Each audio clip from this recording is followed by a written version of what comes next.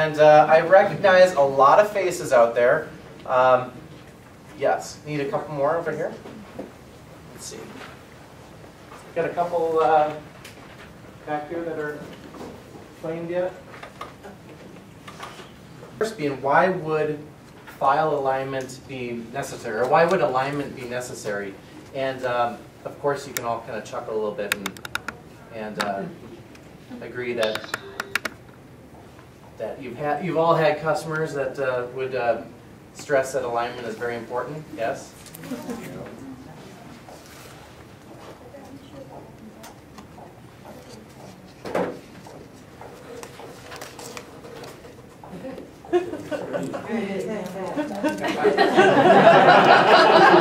Oh, that is awesome.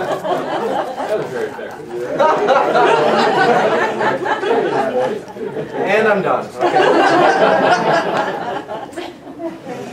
Oh, that's funny. It's perfect on my screen. To my point of view, it's lined up. Okay. But not to the customer. All right, we're gonna roll with this. Don, do you need any more? Just holler if you do. I'll print some more off. Well, I guess as far as alignment goes, when are you going to use these types of tools? What I would suggest, or the times that you're going to be using this, are primarily when you're altering like P-gram Dunn files. How many of you have already done a little bit of that and made your own designs? I would assume most, if not all of you, have done a little work on your own. Okay, and really, when you're doing that, you're changing things, and it's probably your biggest opportunity to get into a little bit of trouble or get things out of alignment. And the other times that alignment would be necessary is like when you're designing files to cut out, name tags, bookmarks, that type of thing. It's very, very simple to do if you know the tools and you understand the tools. And if you're not doing that, if you're just kind of looking at things with your eyes, chances are it's going to be off a little bit. It doesn't take being off much with by line of sight that you're going to need to, or that it's going to be noticeable.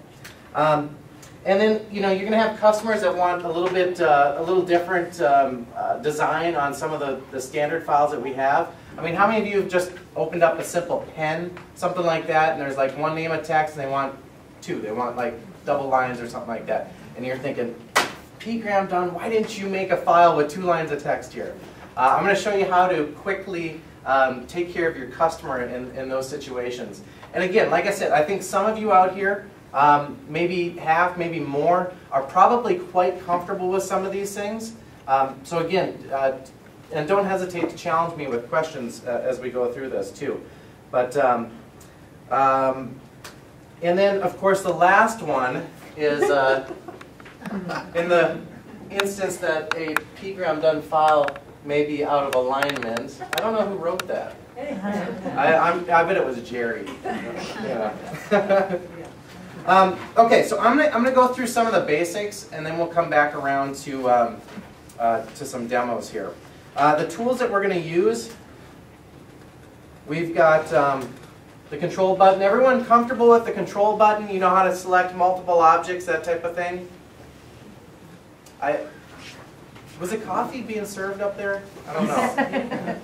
I saw a couple of half-head nods. But I'll demonstrate some of these things. Again, will be elementary. Some will be maybe for the first time you've seen this. But control button, you're selecting multiple objects. Another neat little trick with the control button is that you can actually move things vertically or horizontally without dragging it off into a diagonal. So, for example, let's say you've got a plaque, right? And you've got everything laid out down the center, and you've got your title at the top, and you want to bring it down just a little bit. And so you select that title, and you're kind of eyeballing it, you're bringing it down. Now you got to use your alignment tools to line it up again. You can actually hold your control key and just drag that title down a little bit, and it will not move left and right. So it's just a quick way to keep your alignment without having to jump into another menu and using your tools. Just keep going. We're going to try to get another mic set up here for you. Okay, thank you.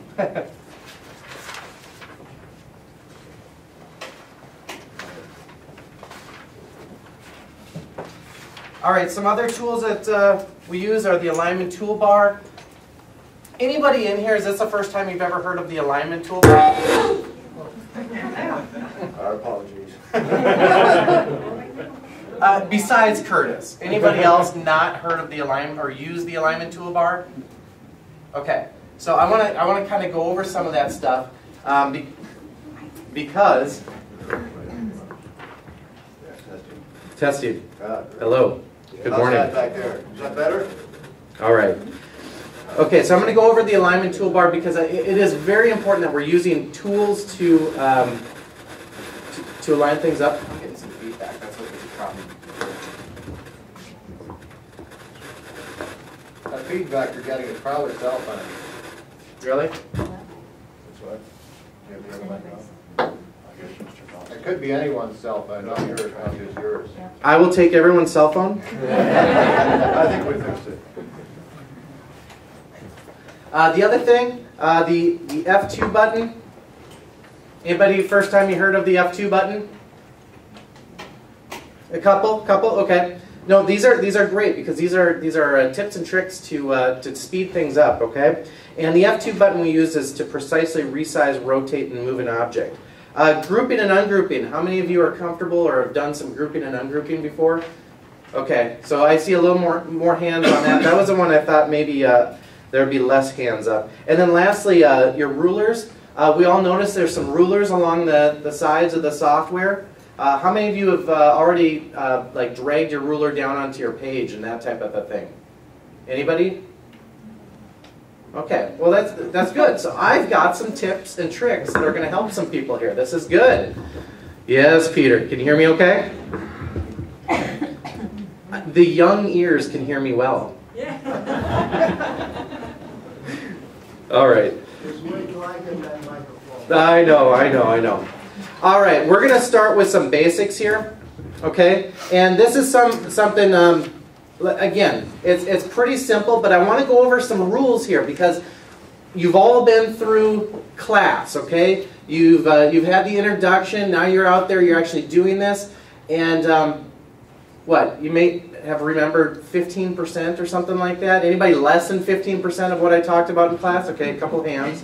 So some of these things, while they may seem kind of simple, there's some basic rules, and if you know them, I think it's going to make things a little bit easier on you. Okay, selecting.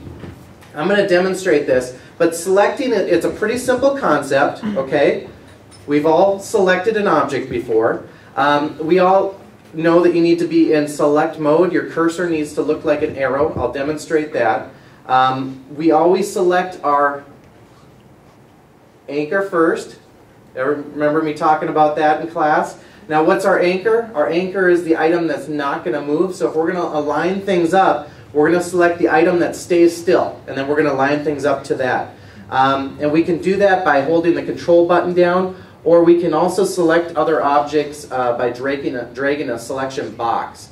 Let me jump into the software here, and I will go over a few of those things, okay?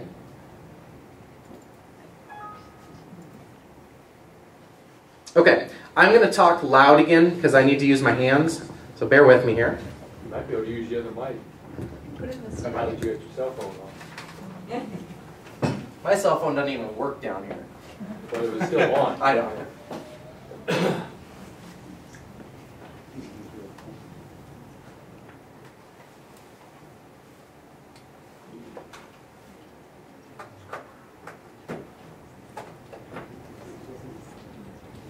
Okay, can you hear me okay? Not really?